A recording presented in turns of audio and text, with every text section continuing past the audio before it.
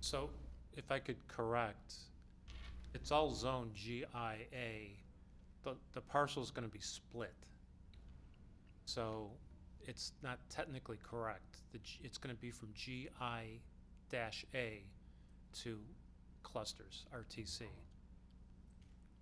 Just to, And then Make the there is a record portion clear. still retaining GIA though, correct? correct, on the east side of the tracks. Of the tracks, yes. So it's splitting into two parcels. So one, Well, it's one parcel, right? It's one parcel now. It will get split into two. The eastern side will be GIA still.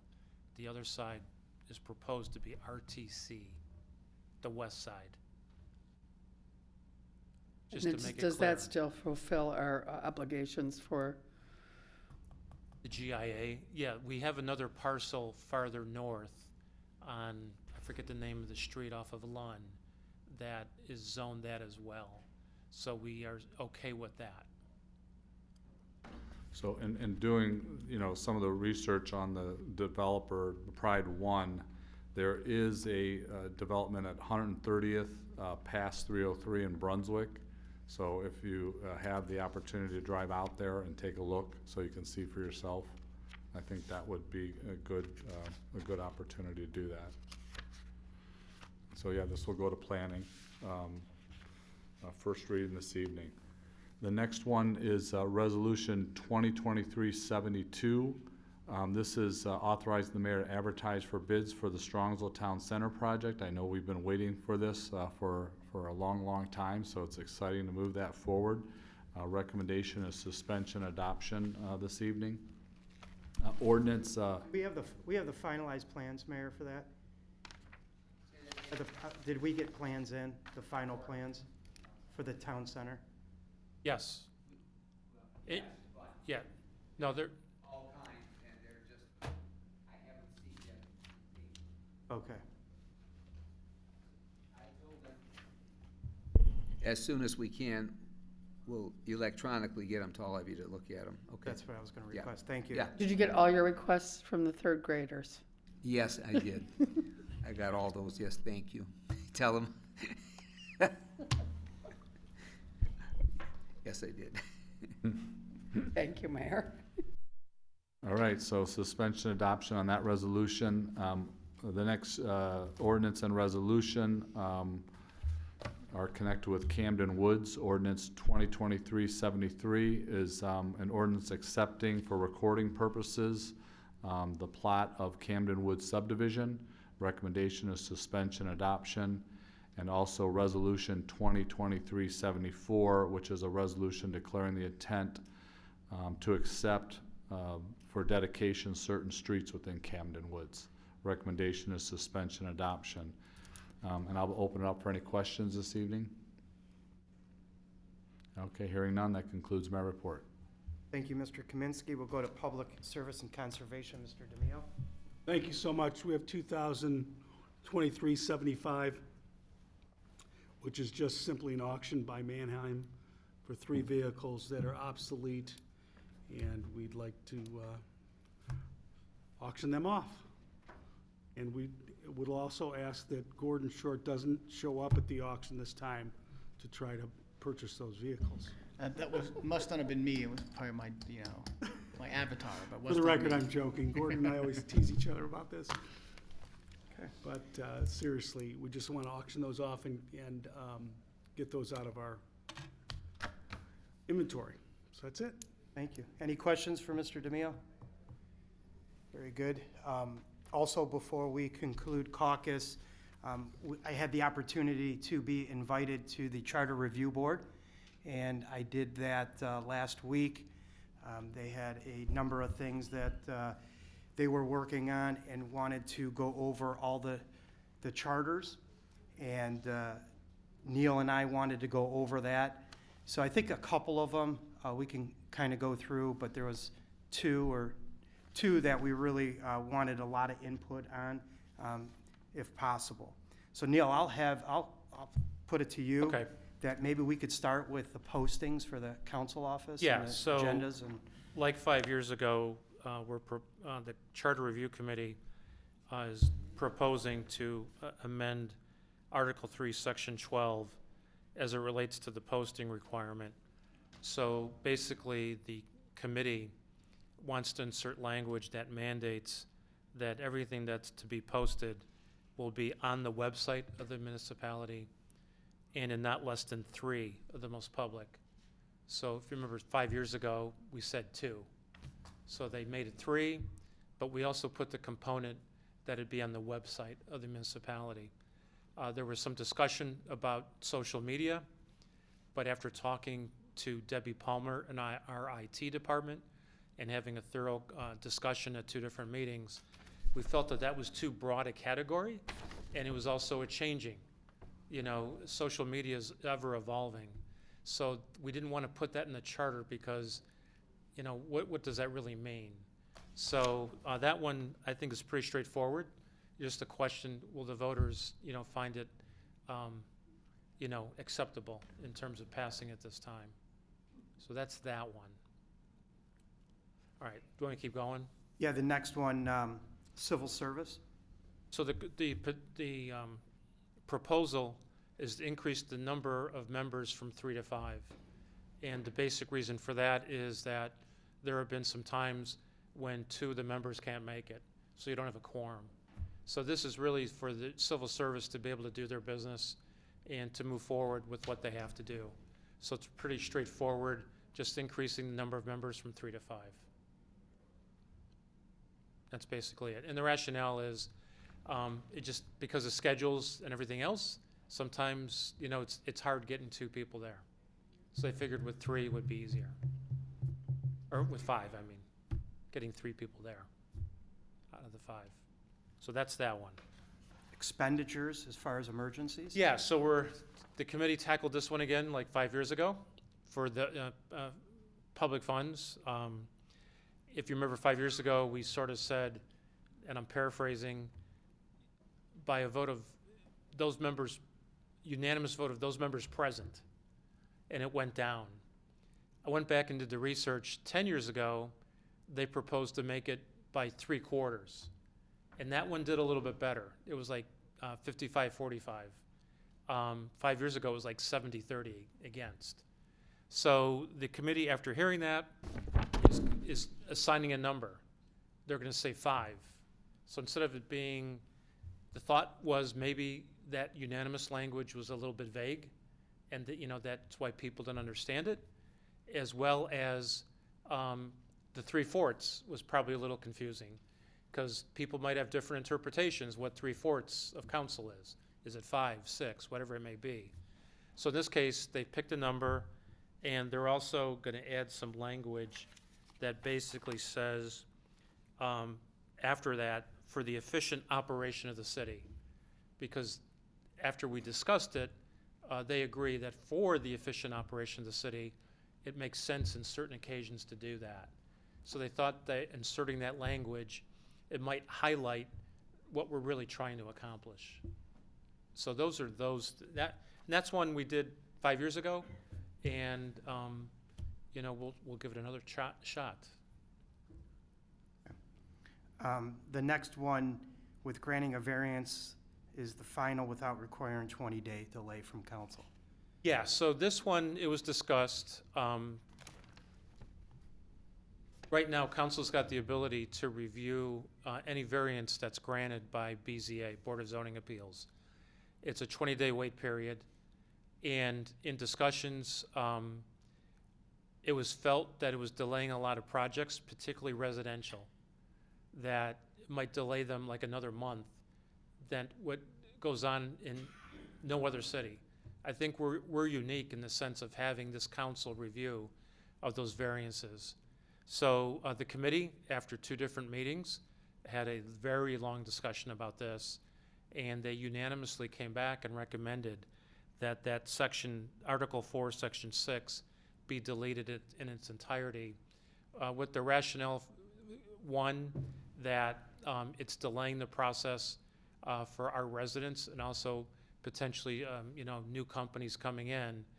And also, there was a concern that, you know, legally, at the end of the day, if let's say BZA grants something, and then you guys, let's say, were to reject it, which one are we really defending if it gets to common pleas court after that appeal? So for those different reasons and a lot of discussion, they came back with their thinking of doing this.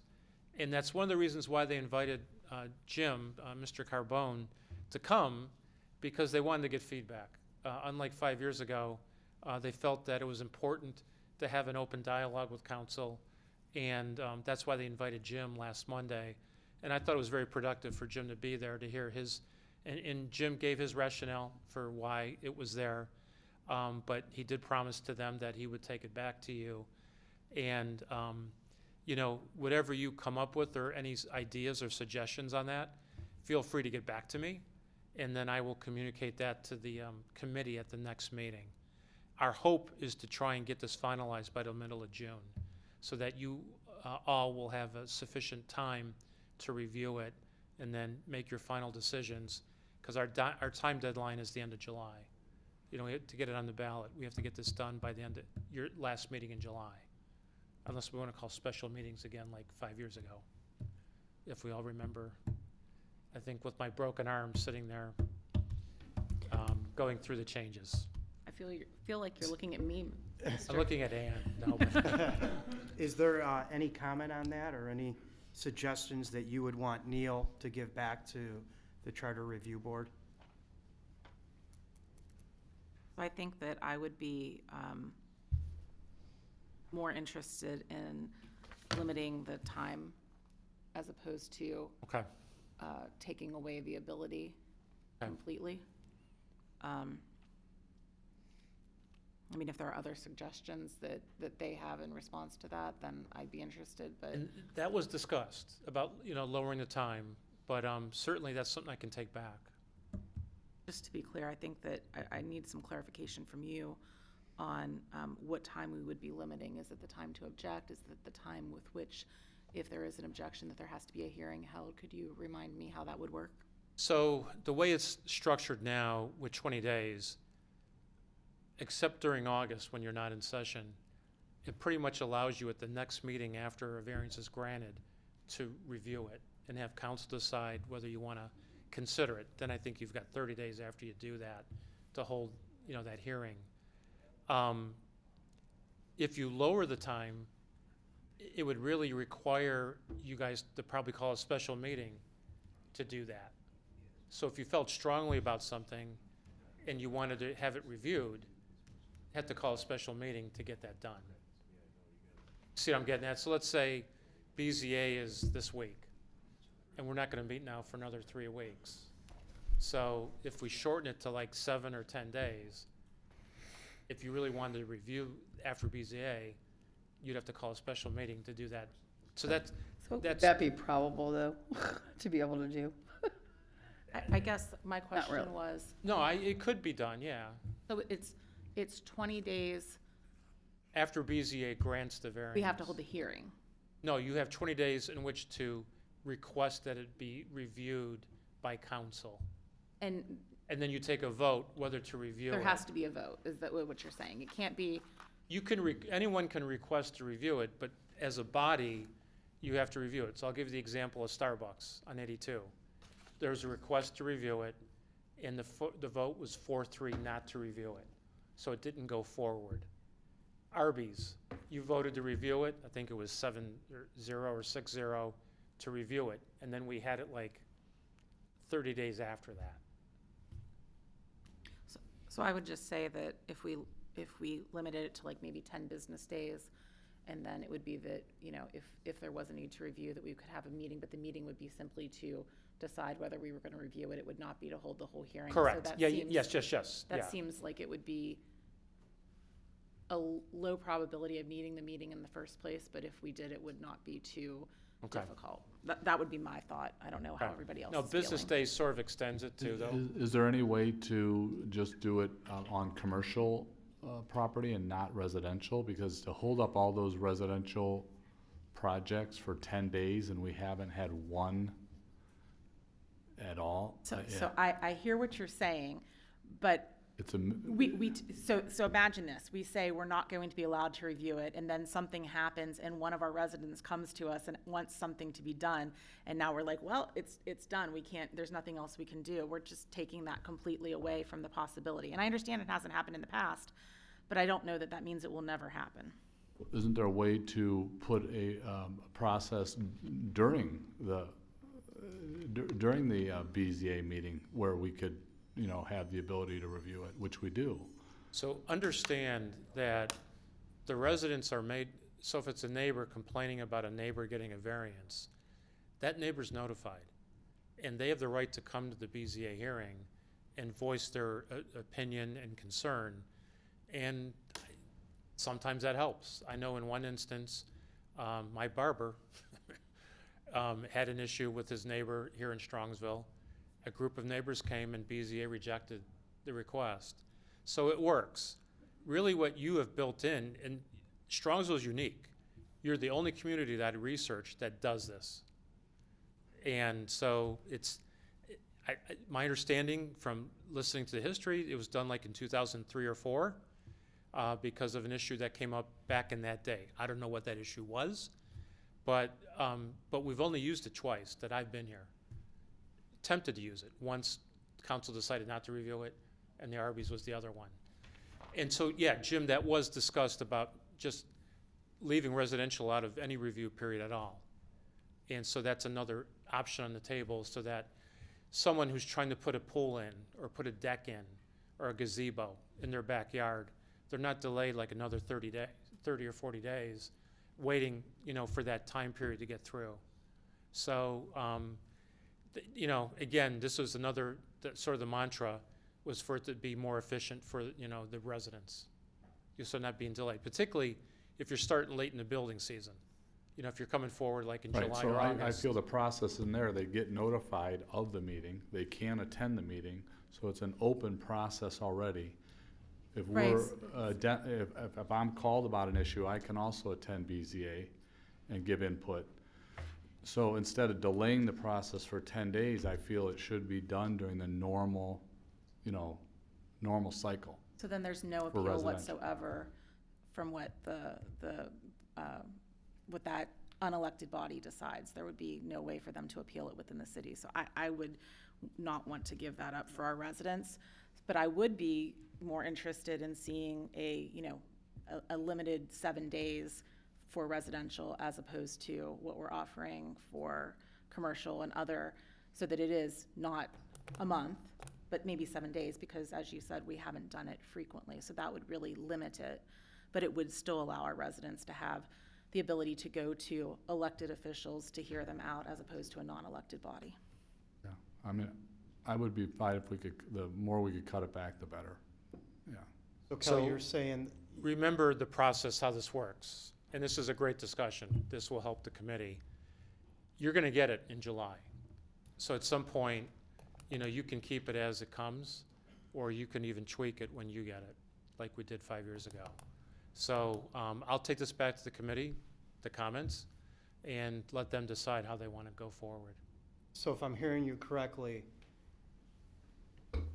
7 days for residential, 10 days for commercial, or 7 for both? So I would say 7 for residential. I really would like 10 business days, which is different. It's 2 full weeks. So if you wanted to do 14 days, but 10 business days is what I would say. And I will say the caveat, and we haven't discussed it, is we need to know what the trigger is, because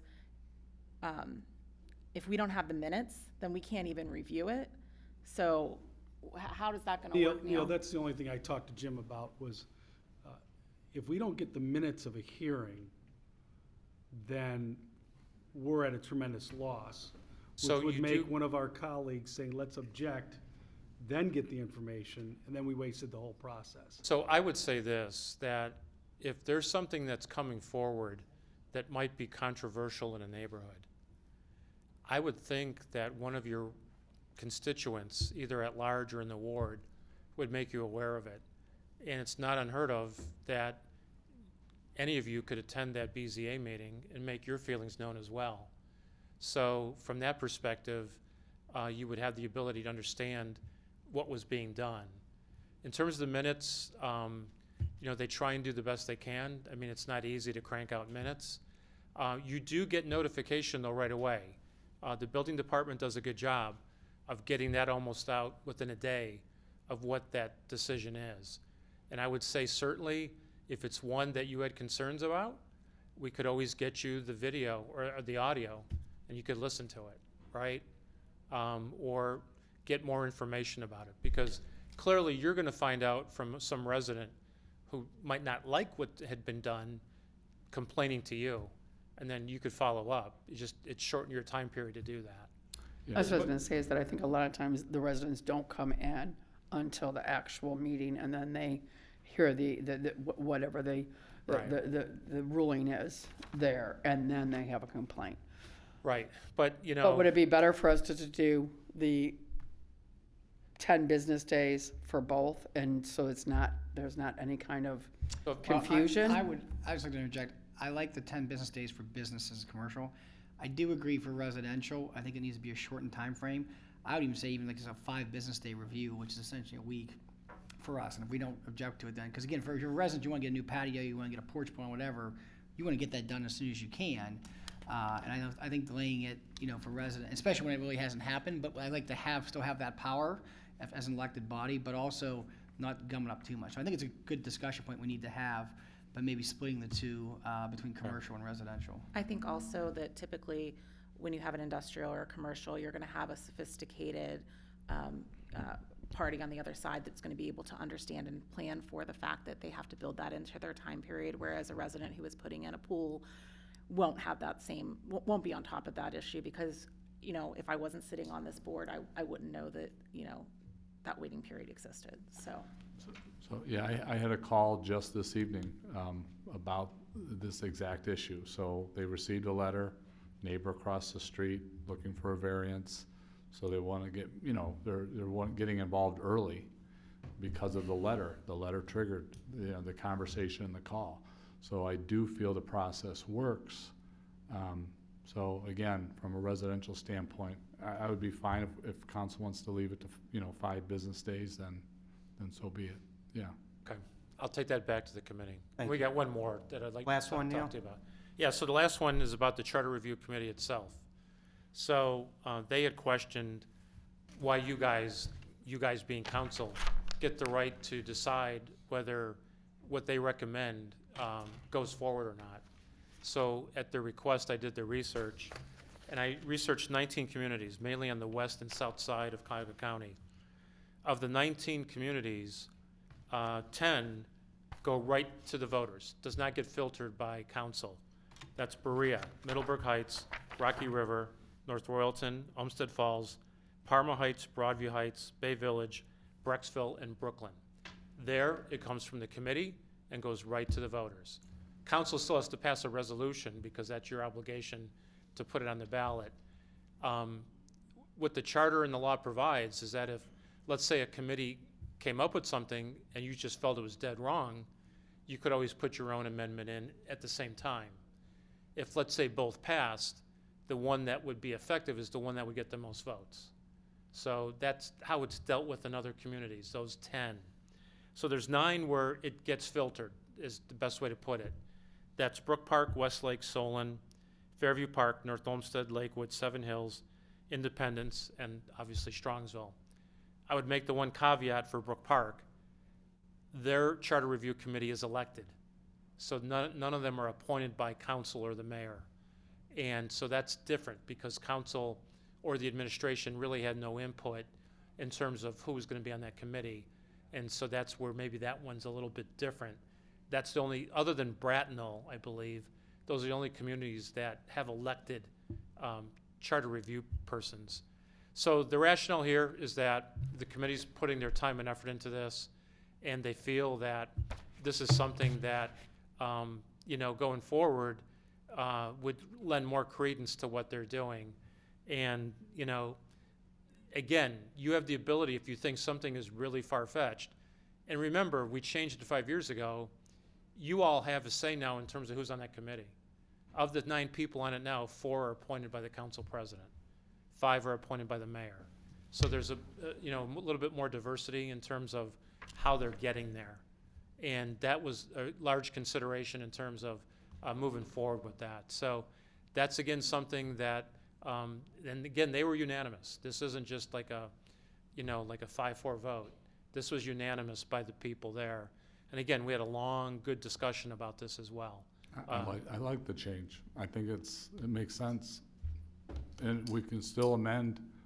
It should go to the people. They can bypass council if they did a petition. So I would say the fact that they can bypass council by doing a position is a reason that we should not have to give up the ability to review that here. Additionally, there's 9 people on the charter review. It's 5 by the mayor and there's 4 by us, actually by the council president. So if the council president did not take what my ideas were and who to appoint, I would have no say. And I think I was elected to review those things. So I would completely disagree with taking away this power. The problem is if they submit something that has to do with our positions, such as term limits or how we do elections, then those don't make it on the ballot because we're biased. So it goes to the people, right to the people. They can but that's something that can be brought to us by a percentage of the voters with signatures also. I mean, there's ways for us to hear those things here and for them to bring those things here.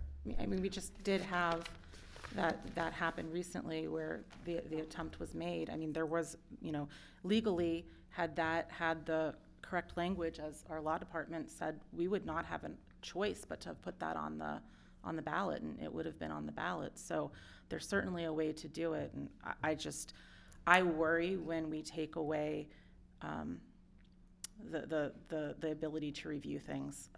I think that we have few obligations other than these laws, and I just think that it's That's what the committee's troubling. there for. That's the job they're doing. I will add one thing. There's also the job of the residents to bring those things forward and having those signatures vote. and They'll to vote. allow to have those things heard on a ballot. I did That's recommend what our residents are here for, sorry, to do. Ann. I did recommend to the committee, Westlake, the law director gets to put someone on as well, but they didn't want to do that. So, but in terms of the diversity of the group getting on, but each community is different how it goes. Some communities, it's all by council. Some it's all by the mayor. Some it's a blend like we do.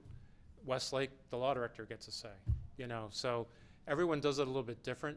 The committee felt, though, that this is a little bit different than a petition, a citizens group. This is a group that had been asked to come forward and do it, recognized by the city leaders to take their time to go through it, particularly when they're using the law department as an aid.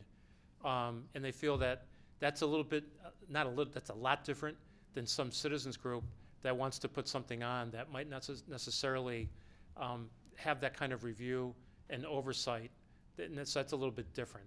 So, but I will take back to them and share your comments. And, at the end of the day, they have the right to recommend what they want. You can either accept it, reject it, or modify it. So, but I think this is good. I think this is healthy for the process. Particularly, you get to know what's out there right now in terms of what they're thinking, so that when it does come forward to you, we can again have a good dialogue about it. Right, and if you could bring the suggestions back, I we'd will. appreciate it. I wrote them down. Thank you. It was great to have that experience. I did appreciate that. And there was a lot of collaboration, a lot of thought, a lot of time went through these charter amendments. And I look forward to seeing them. And then we'll obviously take a vote and see where it goes from there. Neil, can you please also share our gratitude for them serving on this committee and that we appreciate that they opened up the dialogue to have with us? A very, very good communication that is much appreciated. Yeah, the mayor and I have thanked them already, but I will pass that along from you as well. Yeah, because these people are taking time out. A lot of them they all have families. They'll have different activities going on. They're all business persons or in education or things of that nature. So it's like, I said, it's like doing jury duty, right? It's a civic duty. And so we thank them for doing that. Great. Anything else? Okay. I'd like to call the meeting of May 15th, 2023 to order. Please stand for the Pledge of Allegiance. I pledge allegiance to the flag of the United States of America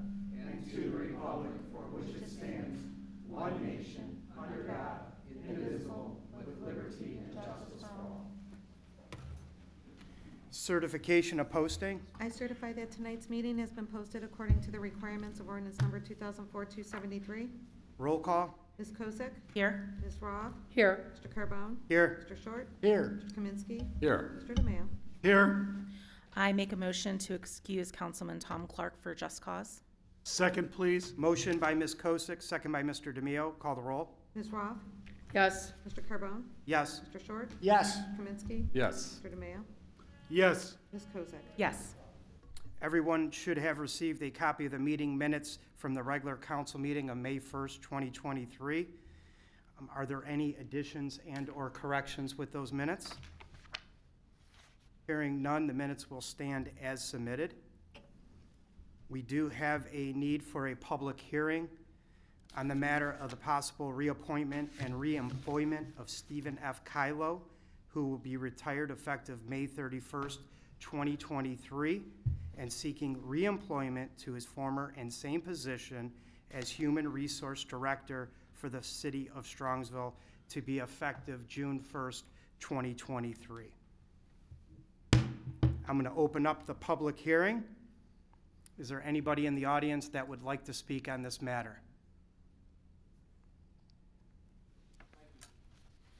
Come up, sir. State your first and last name, spell your last name and your address. James Ottery, O-T-T-O-B-R-E.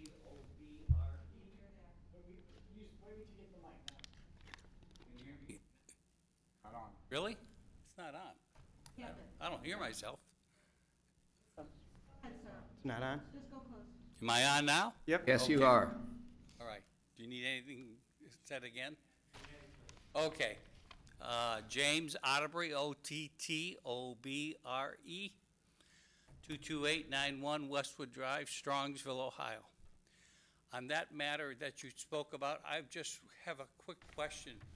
When Strongsville has somebody retire and then they rehire them, do they rehire them at a new rate, like a new employee, or do they hire them at the current rate?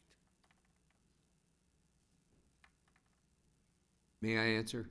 Yes, Mayor, please. The rate remains the same, but the benefits go back to day one. So their vacation, their sick time, and everything they do has to start all over. Thank you.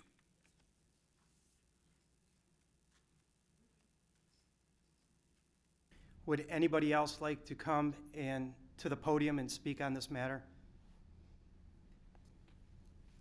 Okay, hearing none, we'll close the public hearing.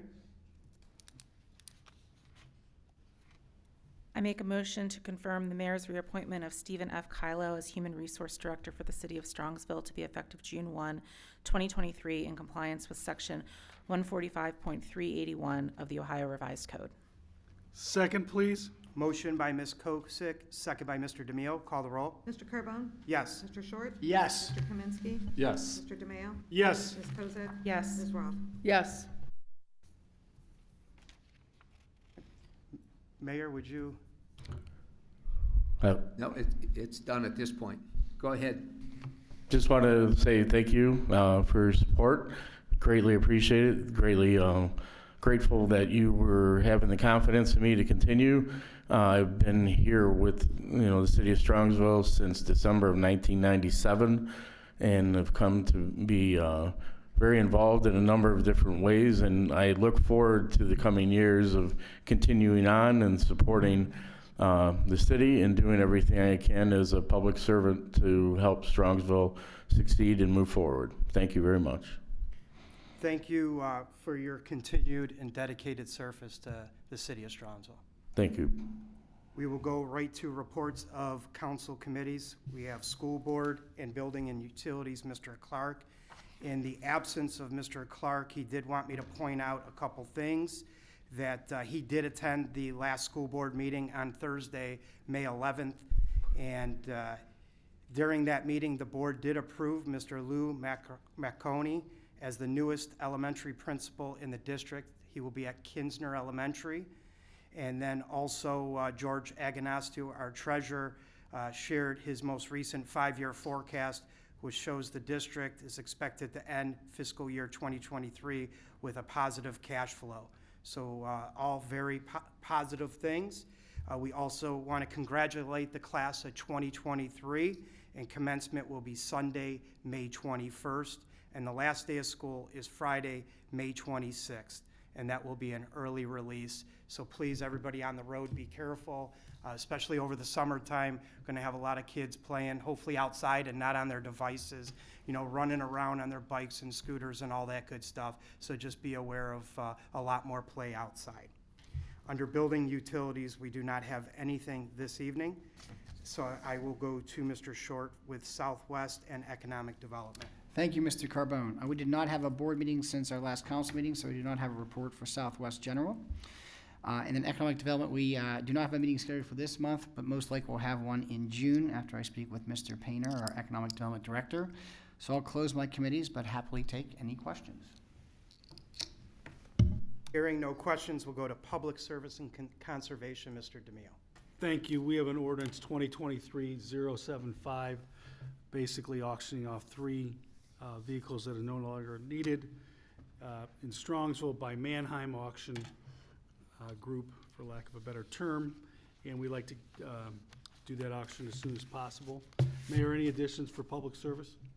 None, sir. Okay, that's it, Jim. Thank you. We'll go to Finance, Ms. Kosick. Yes, we have nothing on the agenda tonight for finance, but I feel like we should say Happy Mother's Day, belated to all the moms out there. Hopefully everybody had a great celebration with their family yesterday.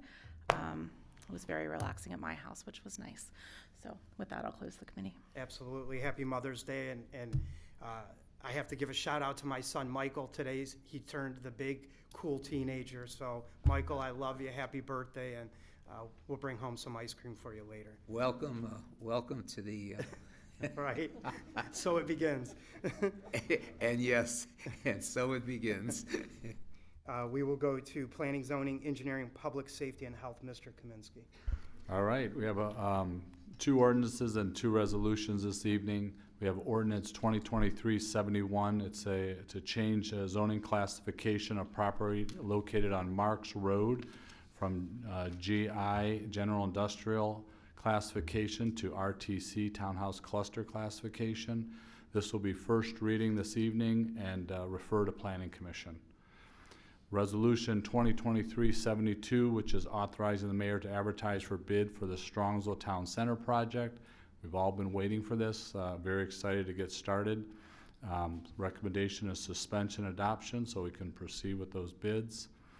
Ordinance 2023-73 is accepting for recording purposes the plot of Camden Woods subdivision. That's suspension and adoption. And finally, resolution 2023-74. It's a resolution declaring the intent to accept for dedication certain streets within Camden Woods subdivision. Recommendation is suspension and adoption. I'll be happy to take any questions this evening. Hearing none, that concludes my report. Thank you very much. Recreation and Community Services, Ms. Roth.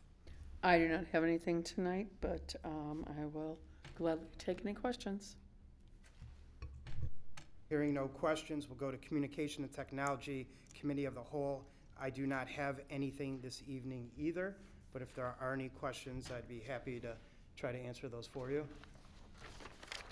Hearing none, we'll go to Right to Reports, Communications from the Mayor and Directors. Mayor Persiak. Thank you, Mr. President. Just a quick note, we will be closing Howe Road from Route 82 to Drake Road effective Wednesday for resurfacing. So we'll have to find some alternate routes. We spoke again to the contractor today. He's finishing or trying to get the first coat down on Prospect. He will then go and start on Howe Road, and so you're, in case anybody calls you, they're going to go ahead and do everything they need to do, the in-depth repairs and everything else. And once they're done with that, they get the first coat on Howe Road, they're going to go back to Prospect and finish that. and then come back to Howe, so they don't have to keep remobilizing everything back and forth. So Wednesday, for sure, Howe will be closed at 82 and will remain closed until that project is done.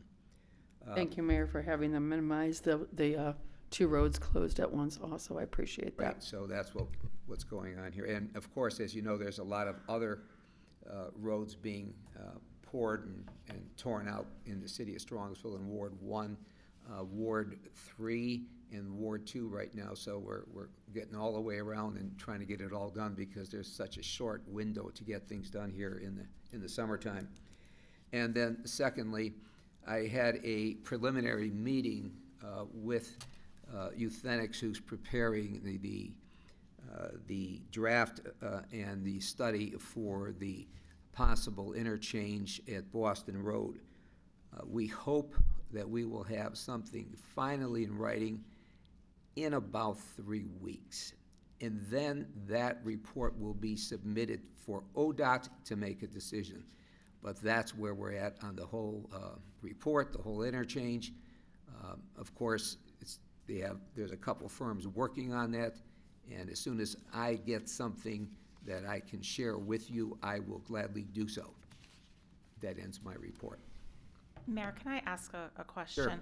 I think probably with some of the major roads that are, under construction and whatnot, I'm starting to get calls from folks who are concerned about the lights at Westwood, again, and Pearl, and also Pearl and Royalton. So I'm just wondering if we might have... We tried to do something with them, but in the end, the engineering company and our engineers determined they have to leave it alone simply because what's happening at Prospect and 82. So as soon as that's done, everything will be, I don't want to use a term I'm not familiar with, but they'll be readjusted to make certain that we try to get rid of the bottlenecks at Westwood and Pearl, and we know we have them there. But the problem we have there is people don't watch the signs, and truthfully, what's going to happen there if people don't start paying attention to the safety rules? They're going to start getting tickets. So, I mean, we have to keep those intersections open. I absolutely agree. I just feel like this is, especially with Westwood, I think this issue comes up around this time of year every year. And then when the kids go back to school, it comes up again. I agree. So I just wanted to raise it with you. I appreciate that the engineers have looked at it and tried to address it. So if you want a more in-depth answer, either call Lori Daly tomorrow or call Kenny Makula. But we talked about that at staff today. Thank you so much. Okay. I just want to remind the community again, we're blessed to be able to do the amount of streets and spend the amount of money that we do on the roadways. And I know just Howe Road and Prospect, for instance, I mean, we've talked about this for years, and be able to do projects like this at this level is pretty exciting, and we'll all benefit from it. But just the next couple of weeks, everybody has to be patient. And not only that, I mean, because we're doing that and we're able to obtain the finance, because we are a AAA rated municipality, our notes will be going out Thursday, and we're hoping that the interest rate on those notes, because of our fiscal management here, and Eric has a few things to say too, that rate will be under 4% when the prime's at 8.25. So there's a lot to be said about fiscal management and balance sheet management here. So thank you. Very good. And speaking of the roads, the folks on Blasey, Jeanette, Ruth, they were all very thankful as well. That project went extremely smooth, and it's amazing how fast they were able to finish that. It's great work. Okay, well, next we'll go to Mr. Dean, Finance Department. Thank you, Council President. As we're working on our 2022 financial report, which is due to the state at the end of May, but I did get notice today that our 2021 report that we submitted to the Government Finance Officers Association did receive the Certificate of Achievement for Excellence in Financial Reporting. Excuse me. We've received this award annually since 2012.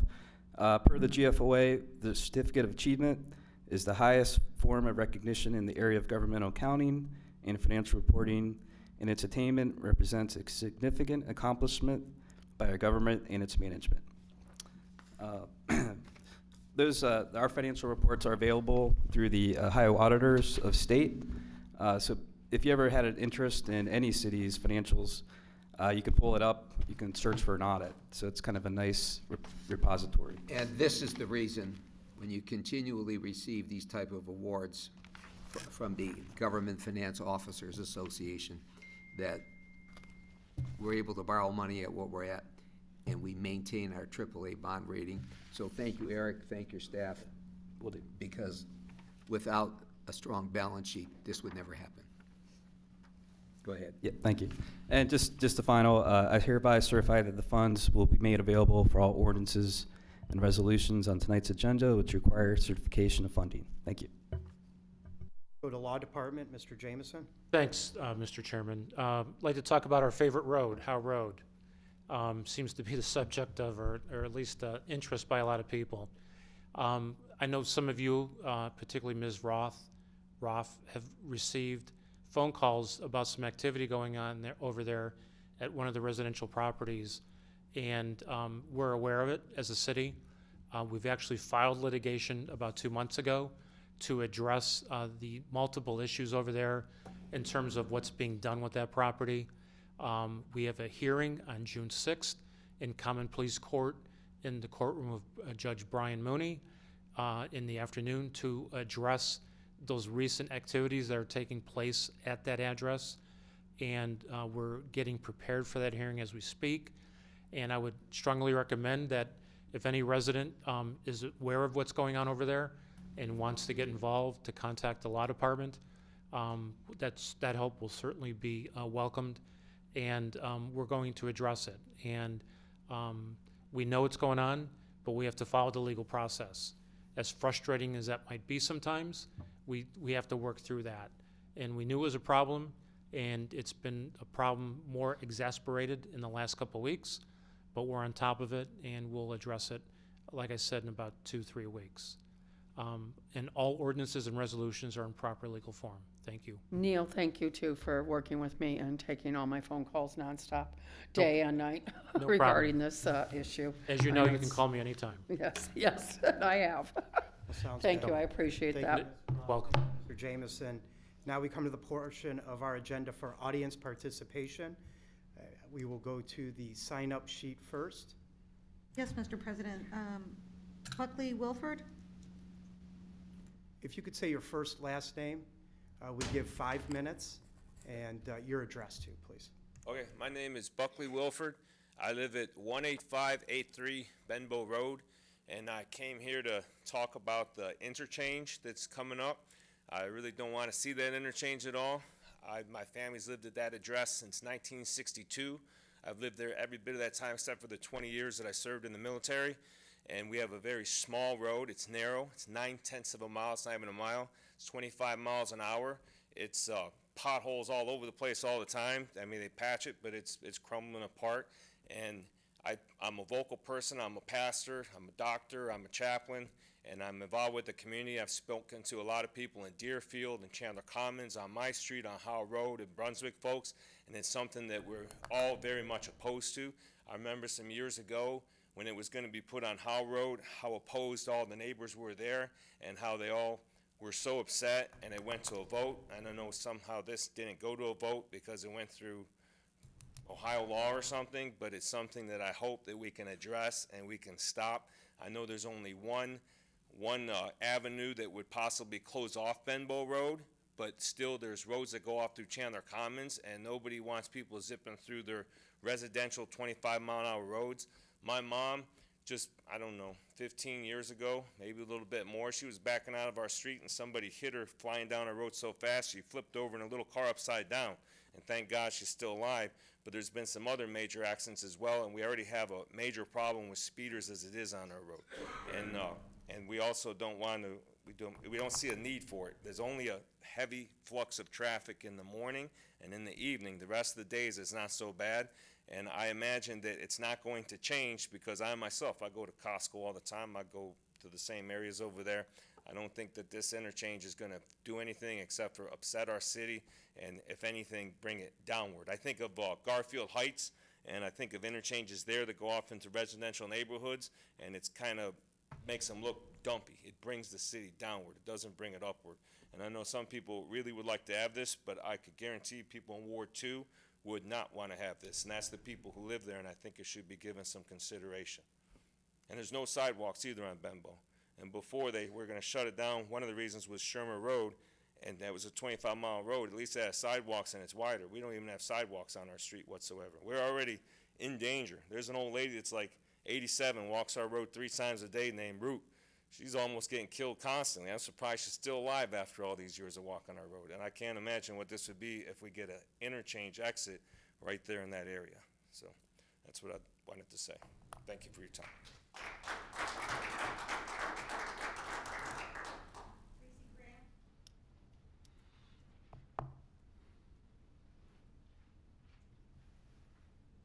First, last name, spell your last name. and your address. Tracy Graham, Graham, 19211 Timber Creek Circle, Ward 2. I've talked to Tom Patton many times. I like him. I actually do like him. I think what he did was dirty. It was cheap. We're better than that. Sneaking this in like that was wrong. You didn't like it when they wanted to do it on Howe Road. I agreed with you. I thought it was a terrible idea. Could you put the mic, sorry to interrupt you. That's okay. Thank you. I thought it was a terrible idea. I didn't even like that roundabout. I thought it was a terrible idea. I'm really not sure what the difference is from Howe Road to Boston Road. Still affecting all these people, still dumping the traffic right in residential area. I have a problem with that. I have a problem with anyone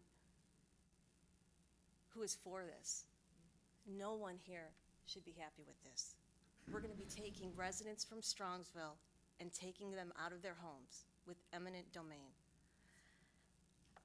How could anybody be happy? It's appalling. It's appalling. I read your excitement on there. There's nothing exciting about it. We're Ward 2. It's going to affect us. I've talked to Tom Patton. He said they are not going to widen Boston Road. They're not going to allow trucks on Boston Road. They are not going to have the, a business community added to that, which would be Mark's Road too. Who's going to protect us? Are you guys going to protect us? Do we need to have Patton slip something else in a bill to make sure that it never happens? You know, this is very upsetting to me. I hear noises on my street already. I'm right there on Boston, right, First Side Street off. Tom Patton was actually surprised that it would affect us. You're upset about this? Yeah. How can it not affect us? Look at the traffic Howe Road has. Can you imagine all the people wanting to get on the freeway on Boston? I also have a problem with the study that's going to be done or has been done. Could we have at least made it not a Strongsville company that did it? It just seems like it's going to be biased. Was a first draft given? May 1st, you mentioned a first draft. We don't have it. I just told the council that earlier. Okay. As soon as we get anything, we're going to share it with the council, and then we'll wait for ODOT to give us instructions as to how we proceed. I just hope that you fight as hard as you did for the Howe Road residents. I hope you fight for Boston Road as well. We don't want it. Patton also said to me he had to take into consideration North Royalton and Hinckley. You guys drive Boston Road, or Howe Road. At Drake Road, everyone's turning left. That's not Brunswick, people. I'm tired of everyone saying it's Brunswick. It's not Brunswick. It's everything. We are going to have a problem. We are going to have a serious traffic issue. I agree with you on that. You have what, I don't know, 500 townhouses going in between Drake and Boston Road. Land is all cleared out for it. Where? That's what we were told. Prospect and let's see, Drake. It's on Prospect, 82. so it's, yeah. 82 townhomes. homes. No. There's another whole area that's cleared out. It's Drake and Boston. Between that two, there's a ton of land cleared out. And we were told that there were gonna be townhouses that were gonna be put there, very expensive townhouses, actually. And there were gonna be 4 different phases that these were gonna go in at. If that's true, that's gonna be a major problem with traffic. You know, that's what I was told, that's what I read in the papers. And I saw the land being cleared out. No idea where I'm talking about. I will take a picture for you. I'll I've take a been here picture and 40 years, send I it to don't you. know where you're at. I just want, to be clear, we don't want it. I don't think the traffic is needed. Right now, it's not needed. People are at home, they're doing their work from home. Online shopping has increased. Why wasn't, out of curiosity, why wasn't Howe Road turned into 3 lanes? And wasn't that in the master plan? You guys are gonna look at that to try to alleviate some congestion and problems over there? Why wasn't that done? Why are we paving it? Did you do a study on that to see if it would help the situation over there? 5 minutes, Mr. President. I'm done. Thank you very much. you very much. And if I forgot anything, I'll be back in 2 weeks.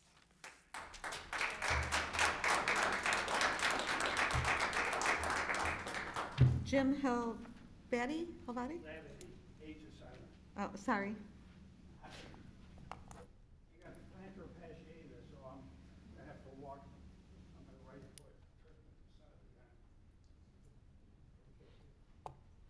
Again, first, last name, spell last name, Yeah, address, hi. and you'll have 5 First, minutes. Jim Lavity, Hlavatty.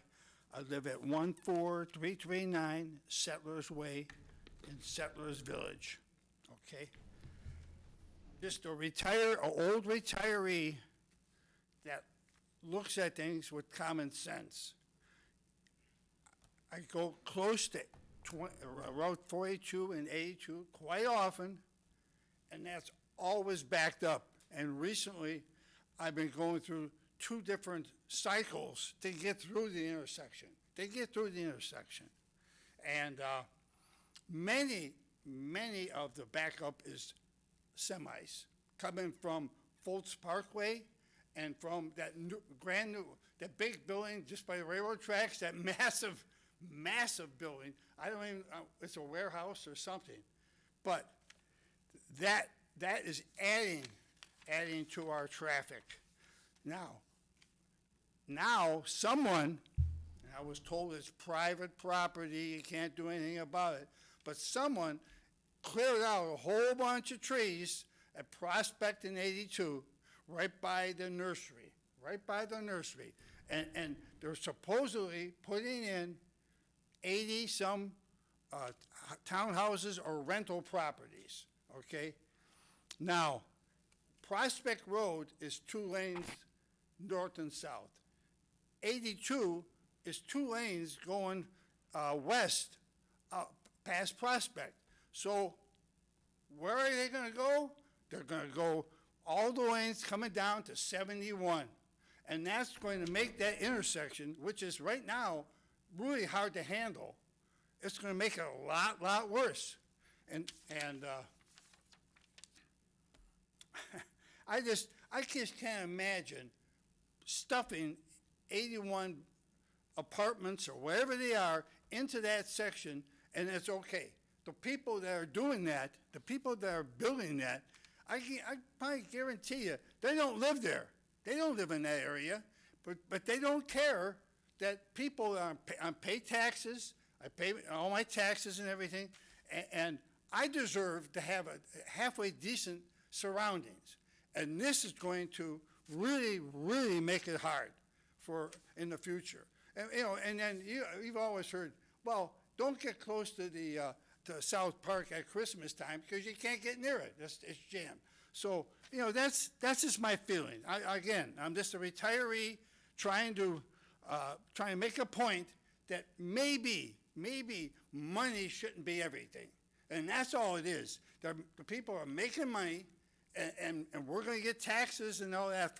The city will, but maybe people living a decent life, trying to get out of my street, which sometimes both, see, my street is a horseshoe. It's a horseshoe. There's no through streets in Settlers Village.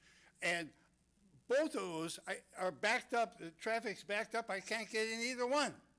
Can't get either one. So, again, it's just gonna make it a lot worse. I can't imagine somebody saying, hey, that makes sense to put in 81 more units in there. And so, anyway, my last,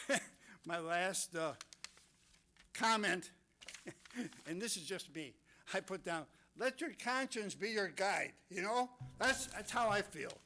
If whatever happens, I guess I'll live with it. Mr. Lowry, I did speak to engineering about the light at 82 and 42. Yeah. And the timing for that, because I said Village, you're right, and you said it backed up through both of your intersections because it's a horseshoe. Yeah. So you are looking into that with the consultants to see the timing of the light. I can also maybe talk with the chief of police to look at ensuring police presence to see why it's backing up or if there's illegal cars to keep traffic flow moving better. So, Mr. Merrick, may talk to you and Chief Fender about that when that backup's pretty bad. He is aware of it. We discussed it at staff this morning. Okay, So great. if you want to give him a call, go right ahead, but he is aware. All right, thank you, Mr. Mayor. Yeah, thank you. So, And Mr. Thank you Chairman, for listening.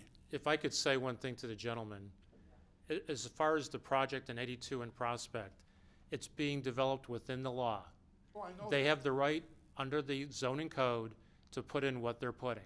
So understand that. we can't stop someone from following the law and developing their own property.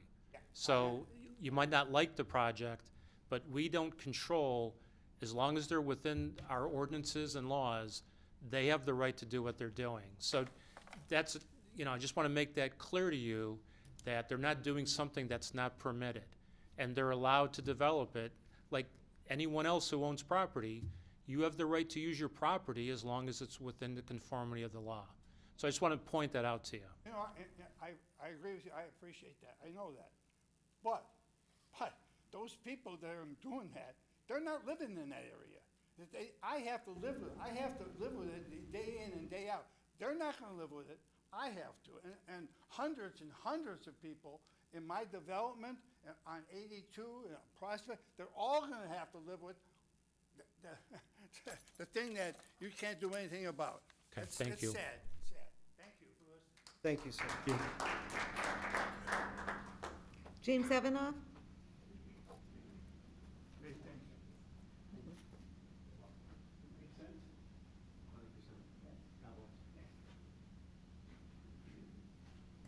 James Evanoff, 3649 Ascot Drive. Been here several weeks in a row now, and still waiting to hear some of the answers I've put forward, even if that would even be something the city would even consider doing, because I've proposed lots of different common sense solutions that would solve a lot of the problems on Howe Road, which is the whole reason for justifying Mr. Patton's freeway exit that he wants to build. Now, do we have an answer for those? How about the garbage contract? You think about doing anything with that? No. How about writing the postmaster? Did anybody write the postmaster, Mayor Persiak? Have you wrote the postmaster yet? About getting the post? And I'm not going to, I'm going to wait for the study, just like we were instructed to do. Yeah. Oh, yeah, and let's speak about the study that is being conducted by a firm that's in Strongsville's Fultz Industrial Parkway. Way to get one for the home team there. I just kind of think that's a little bit of a conflict of interest to hire a company that's in the same industrial parkway the city does nothing but tout about wanting to expand. Just a little bit of conflict of interest there. But since obviously we don't have an answer and they won't even, city doesn't even appear to want to do it, that's okay, we'll move on. Let's talk about the big elephant, another big elephant in the room. What happened in North Olmsted? Big human trafficking sting right in the freeways right off of Stearns. Freeway exit in North Olmsted. That's what you're inviting to the Strongsville and Brunswick communities by pursuing and not objecting to that freeway exit. It's known having freeway exits in highly residential areas when you got close proximity to other interchanges and other freeways leads to higher amounts of human trafficking and drug dealing. It's real simple. You'd hop on the freeway, You'd hop off the freeway at Boston Road, make a drug deal in Chandler Commons, and pop out on 82 and be gone and on the turnpike before the police even knew you were there. Are you guys going to increase your police patrols on that to increase public safety? Because those are some of the things you invite when you have freeway exits in highly residential areas. It's known. The statistics are there because that's what people do, because it's easy in and out. Nobody's paying attention. It's a residential neighborhood. And one last thing I want to touch on.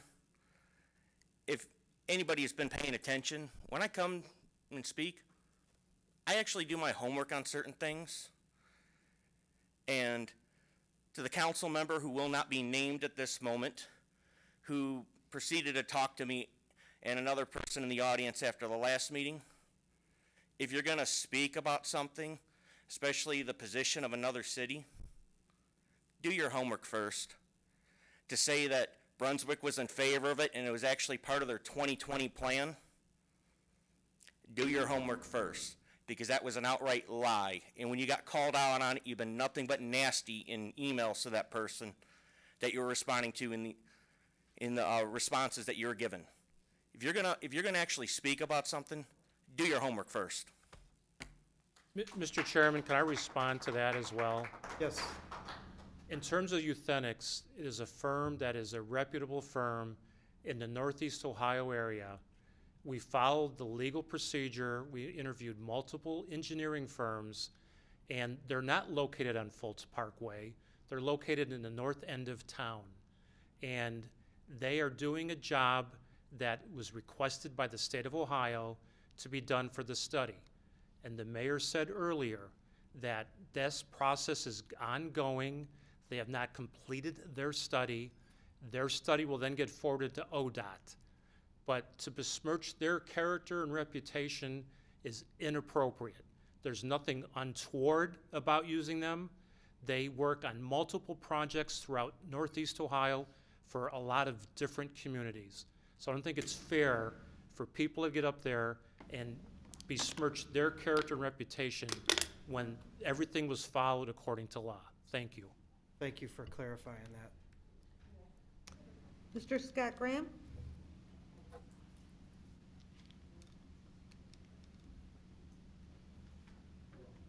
Scott Graham, Graham, 19211 Timber Creek Circle. And actually I want to make a comment about the variance discussion that I heard earlier. And excuse me if I misunderstood anything, but I'm on our HOA board, and residents are supposed to send us an architectural review for any plans or anything like that. Sometimes they don't do that. And then the city will mail us a letter in the mail with the 10-day type requirement. We may not get that letter for 7, 8, 9 days. And that's depending, I pick up the mail from our P.O. box. So that 10 days, cutting that shorter, again, there's not a whole lot of things we're going to protest probably, but it doesn't give us time to review it as an HOA board if you shorten that time too much, just because of the time it takes us to get the correspondence. So that's the only comment I wanted to make. Thanks. Thank you very If much. I could respond to that real quick. That 7 or 10 days is on the back end. It's after it's potentially granted. So the process before that is still stay the same. So the notice that goes out to surrounding neighbors, HOAs, that is not being changed. So it's only if if BZA decides to grant the variance, the review process by council at that point. So the notification process for you or the HOA won't change. Okay, thank you. Cindy Meadows?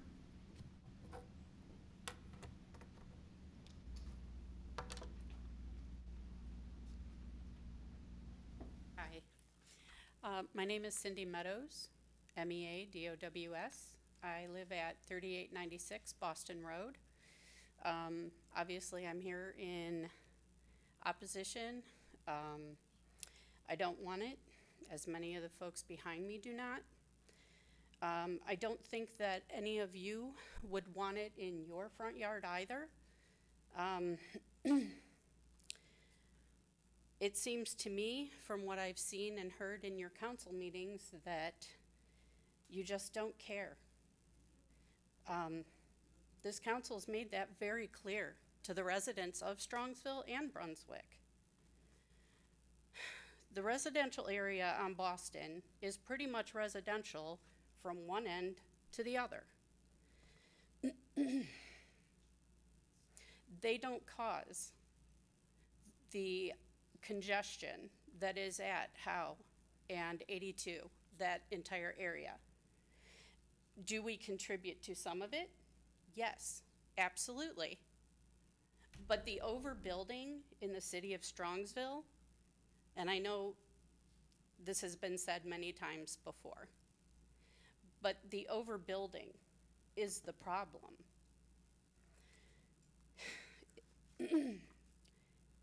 The safety issues that I've heard about, I've heard repeatedly, this is a matter of safety, not convenience. Here's some key safety issues.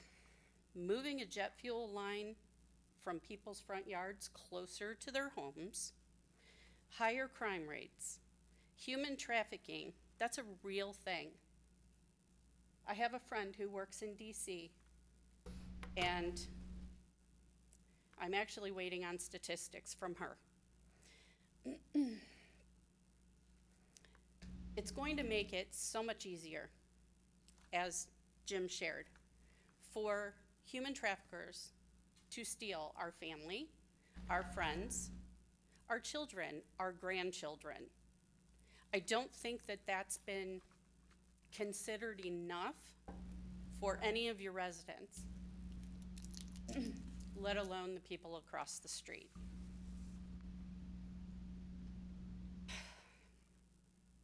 These safety issues far outweigh the negatives that come with a crowded road that I feel there are other alternatives for.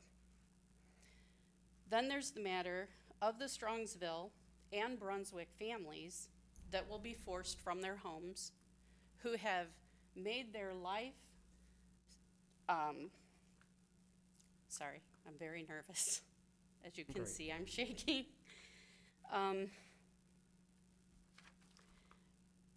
They'll be forced from their homes, and they've worked hard to make those homes what they want them to be. And some of them, that's their forever home. That's where they're gonna retire to. I don't think any of you would feel calm and content with that happening to you or your families. Do your residents know the impact that this is going to have on them on the southern end as well as the northern end of Brunswick? Also, if you put in an interchange on Boston Road, you're just going to make more traffic coming off of that interchange onto Howe Road, because they want to bypass 82 from the north, and they're going to go to Boston Road to come up the other side of Howe. So then you're just kind of making it worse for the residents of Howe Road. So to recap, more safety issues, forcing families from their home, and adding more traffic to Howe. Thank you for your time. Appreciate it. Thank you. James Atterbury.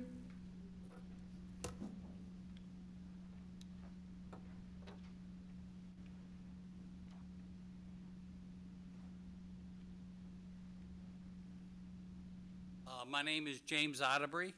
I live at 22891 Westwood Drive, Strongsville, Ohio. And I have a couple quick things to go over within my 5 minutes. Number one, last June you passed a law on shipping containers and railroad cars. Read the law this morning. I've read the law a number of times. And shipping containers are not grandfathered in. Is that correct?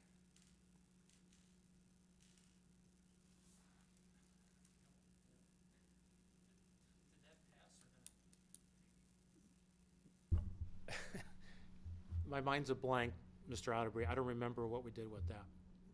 I know we considered it, but I don't know if it ever passed. Well, it was signed off by everybody except Ann.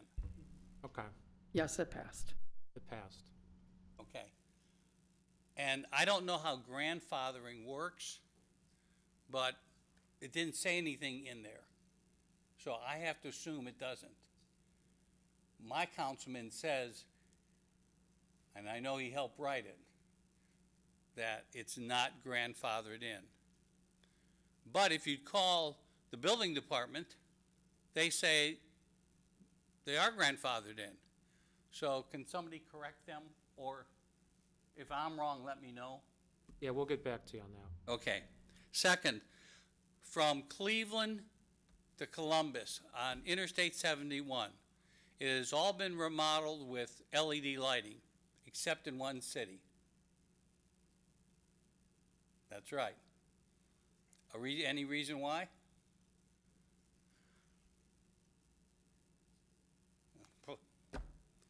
So, sir, that's typically controlled by ODOT. We don't control the lighting on the highway. Okay, I'll get hold of ODOT. Okay. I just want to make sure we weren't holding it up here. Control the lighting on the highway. I have one important thing to do about safety. But before that, I just want to know how many, one of you is in recreation, right? Okay. How many full court basketball do we have in the city? Are you asking for inside or outside? Outside. 0. Okay. All right. We did have 4 lit ones until the library was built. And then we just had 2 indoor. We also had a basketball team who ruled the Pioneer Conference. Now we have a basketball team lucky to win a game. It goes back to that, and I can go back to the 60s when I was at Warrensville Heights High School, and I can go back to the 70s when I played basketball on those 4 courts that were lit. They were great basketball games, and I was 70 pounds lighter. Enough said. Maybe you want to think about that on your new program instead of a one-round one. Last but not least, on Clark Road. Going into Strongsville from Clark Road, as you all know, the real traffic issue is people coming in from all the new housing being built in Columbia Station. They're also coming in on Albion. The difference is most of my neighbors, because I live right by the bend, 3 houses from Lorain County, and you live close by, have passed away, and young families have moved in. And there's a young family with 2 young kids that get off buses separately at 22895. 22895 is right at the 90-degree bend. You have a 40-mile-an-hour speed limit in Lorain County, and then you've got to make that turn. So my neighbor and I, we've been doing our work in the front, have noticed buses beeping their horn because people aren't stopping for the flashing lights. And all the police presence, and they've done a good job of radar, only does one area. And I won't say what the area is, I won't say who the builder is, but you know it. I'm really afraid of those young kids. We got them there, we got them across the street, We got them 2 doors down, and we got all these buses now. We haven't had these buses since my kids were young. 5 minutes, Mr. President. Okay. So please take a look at that. Compare Albion Road when you're coming in from Snell. Look at all the signage, look at you drop it to 25, and then look at nothing at Clark to Westwood. Thank you.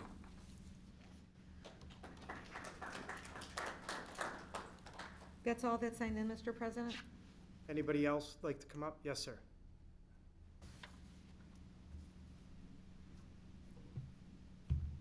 Thank you.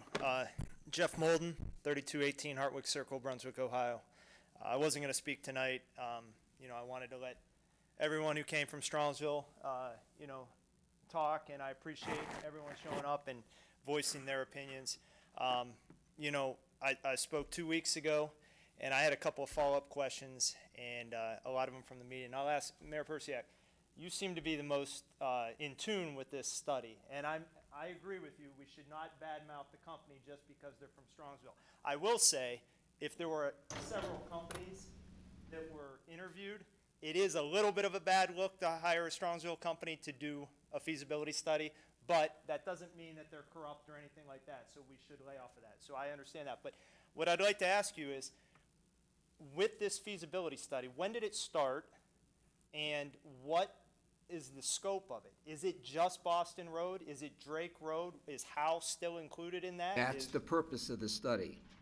It's going to measure as I understand it, the amount of traffic on 71, the traffic getting off 71, and from 71 going south. And the study should indicate or give us a guide as to what would be best to alleviate that traffic. Best to alleviate that traffic, and that's what we're waiting for. Now, I know what's in the House Bill, I think 23, but at the end of the day, that doesn't necessarily mean that's what's going to happen, and the governor was clear on that. He says Strongsville and Brunswick need to get together on this, but we can't get together and have a meaningful discussion until we have the study. No, and that's what it's all about. But I guess that was my question, because I know we asked 2 weeks ago, to Mr. Kaminsky, if it was just a Boston Road, looking at Boston Road, or if it was looking at all of the potential options on there. Because if they're just looking at Boston Road or saying that area in between. They are looking at Boston Road, but they are also going to be searching for alternatives as the governor has instructed. And once that gets to ODOT, we have no idea what they're going to do with that. Okay. And I understand where everybody's getting upset, but we're way ahead of ourselves. We're way ahead of our skis. And to defend each and every council person up there, if I could share with them what's in that study, I will as soon as I get it. But even I don't have it. Okay. So everybody's just got to buckle up and wait, and let's see what the study says and what they recommend. And believe me, we are one peg in a big wheel here as far as ODOT is concerned. I understand, but I come from a medical and technology background, Right. and I know when you create a study, you create a scope before you create the study. So when it comes back to us in 3 weeks, I just want to make sure that all options are listed in that feasibility And study. if it not just isn't Boston. listed, when ODOT gets it, they will tell us what they think. Okay. Okay, just Okay, so that we're clear. I appreciate your honesty on that. So I talked about that. The other thing that I wanted to know was, someone mentioned Howe Road and the backflux of traffic coming down. And not to get personal, but I know someone here lives on Howe Road and really fought against it. I mean, obviously, we kind of identified that earlier. But I would ask you, do you not see that as a problem? I mean, you fought so hard to not have a slip ramp and not have some of those things happen. Now it could potentially be doing the same thing for your area. I mean, I guess what I would say, and I think a lot of these people would be, I would assume that you would be on our side, because I know most of the other people live on the northern end of town, and you live right in our area. So why are you not fighting, or your Howe neighbors fighting as hard as we're fighting at Boston Road? Is it just because it's a little bit further away and we think, okay, we can get away with, not having that? I don't understand that portion of it, because I know if I lived where you lived or anywhere on Howe Road, I'd be fighting like heck too, okay? The human trafficking thing, I'm the one that brought that up. I was the one watching the report, and it was very clearly stated in the Fox 8 News report that the director, I can't remember the title, I should have written it down, the human trafficking task force mentioned the hot button areas, or areas that have easy accessibility and easy get off, which if you look at all of, I know people talk about the exit off 77 in Independence, or is it Brecksville, where it's residential right there. That's the only other exit. I travel on the highways all the time. That's the only other exit where I can think of the congestion that is just residential by a major intersection. That's the only other one. So for anyone to think that that's not a huge concern of ours, I think would be naive, because again, there's a lot of younger families moving in with younger kids. I have 14, 12, 6-year-olds, and that is a huge concern of mine, okay? And then 5 minutes, Mr. President. that was a quick 5 minutes, but okay. Thank you very much, and you guys have a great night.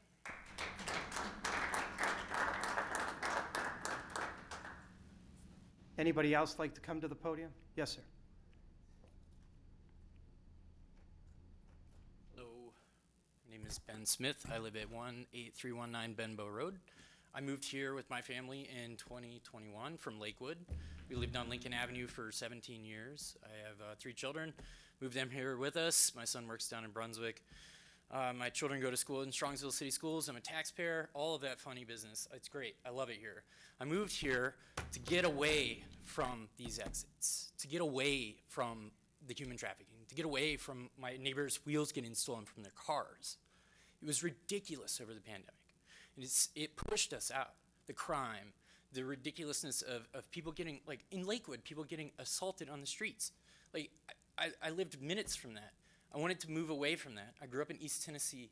I grew up where it was beautiful. We had a lot of trees. I chose here and the spot that I'm at because I'm surrounded by large natural trees, low traffic, great neighbors that like I don't know well, but they're wonderful people. They're here fighting for the same thing that I'm fighting for, and they're here on my side.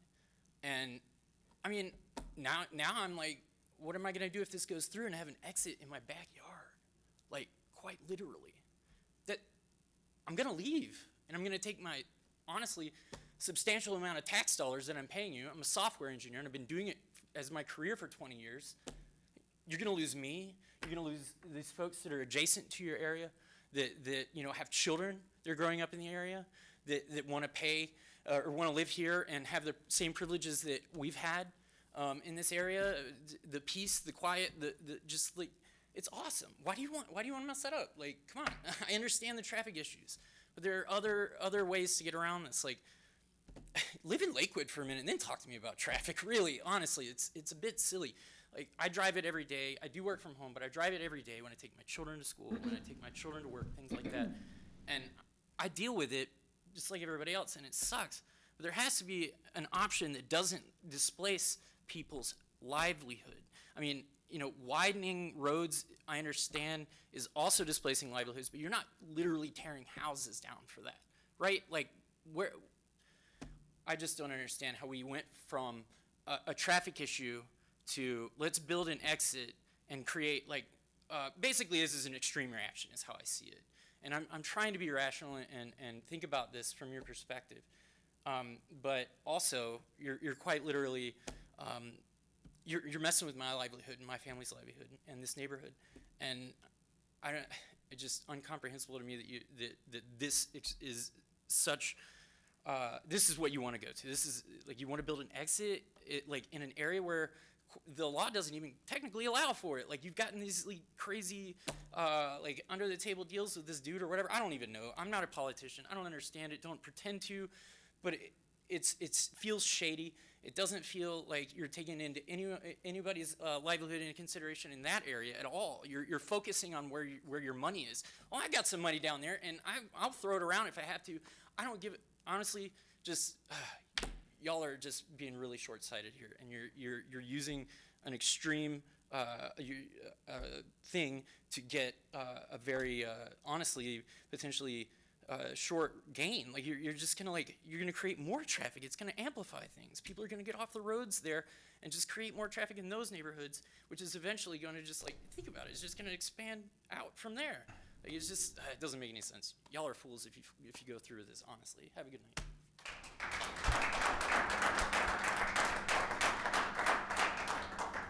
Mr. Smith, could you just give me your address numbers one more time? Is it 18219? 18319. Sorry, thank you. Would anybody else like to come up to the podium? We have to respect the process. And when you're up in these positions, it is not fair when we don't even have a study, whether you live on Howe Road, Boston Road, wherever we live in the city. We have to take everything into perspective. But we can't even take step one until we have something back.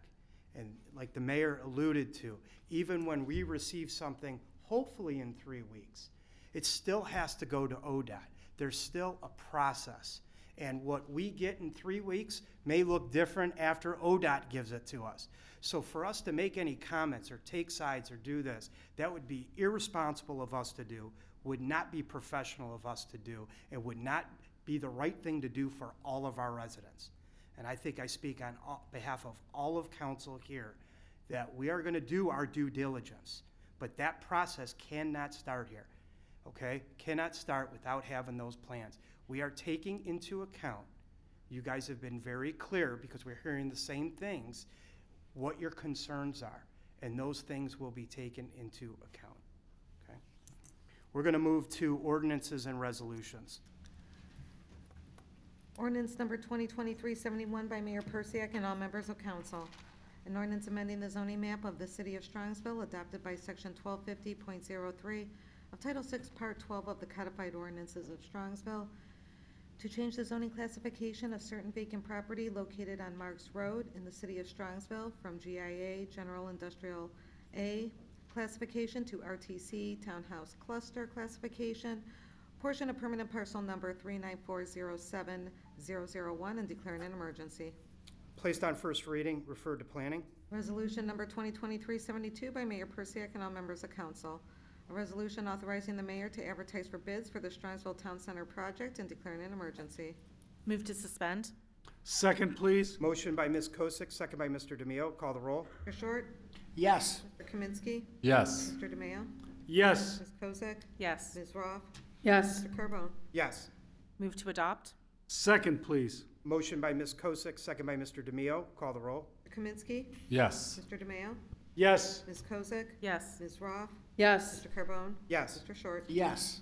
Ordinance number 2023-73 by Mayor Persiak and all members of council. An ordinance accepting for recording purposes only the plat of Camden Woods subdivision in the city of Strongsville and declaring an emergency. Move to suspend. Second, please. Motion by Ms. Kosick, second by Mr. DeMio. Call the roll. Mr. DeMayo? Yes. Ms. Kosick? Yes. Ms. Roth? Yes. Mr. Carbone? Yes. Mr. Short? Yes. Mr. Kaminsky? Yes. Move to adopt. Second, please. Motion by Ms. Kosick, second by Mr. DeMio. Call the roll. Ms. Kosick? Yes. Ms. Roth? Yes. Mr. Carbone? Yes. Mr. Short? Yes. Mr. Kaminsky? Yes. Mr. DeMayo? Yes. Resolution number 2023-74 by Mayor Persiak and all members of council.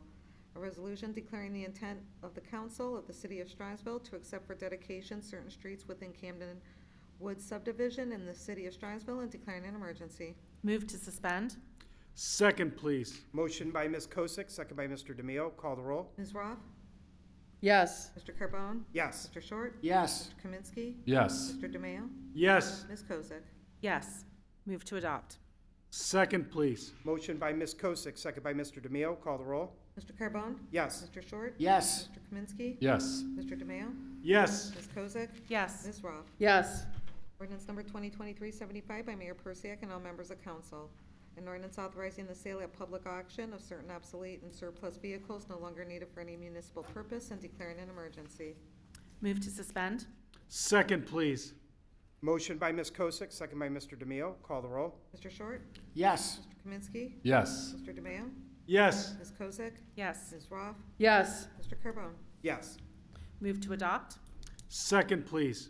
Motion by Ms. Kosick, second by Mr. DeMeo. Call the roll. Mr. Kaminsky? Yes. Mr. DeMeo? Yes. Ms. Kosick? Yes. Ms. Roth? Yes. Carbone? Yes. Mr. Short? Yes. We have no communications, petitions, or claim this evening, no miscellaneous business, so the meeting will be adjourned. Thank you. Thank you.